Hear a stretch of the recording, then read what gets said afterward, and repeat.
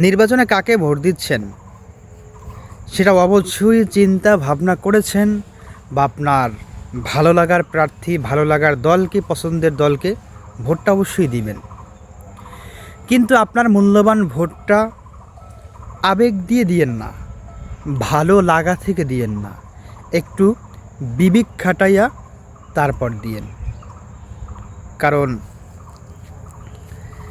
যেই দলটাকে আপনি ভোট দিবেন ওই দলটার 5টা ভালো দিক দেখেন, 5টা ভালো সাইড খুঁজেন। ওই দলটার 5টা খারাপ দিক দেখেন, তারপর ওই দলটাকে যাচাই করে ভোট দিয়েন।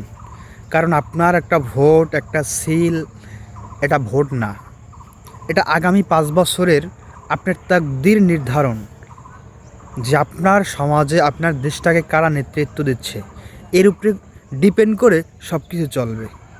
এর উপরে ডিপেন্ড করে আপনি সবাই চলবো।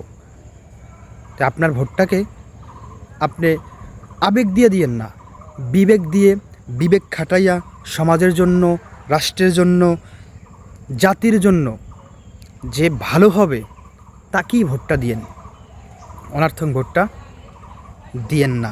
অবশ্যই আপনার ভোটটা যে ন্যায় ইনসাফ, আপনি তো দেখছেন দুর্নীতি, রাস্তা, চান্দা, তো বিবেকটা খাটাইয়ে দিয়েন, কারা করে কারা করে না হিসাব কিতাব করিয়া দিয়েন।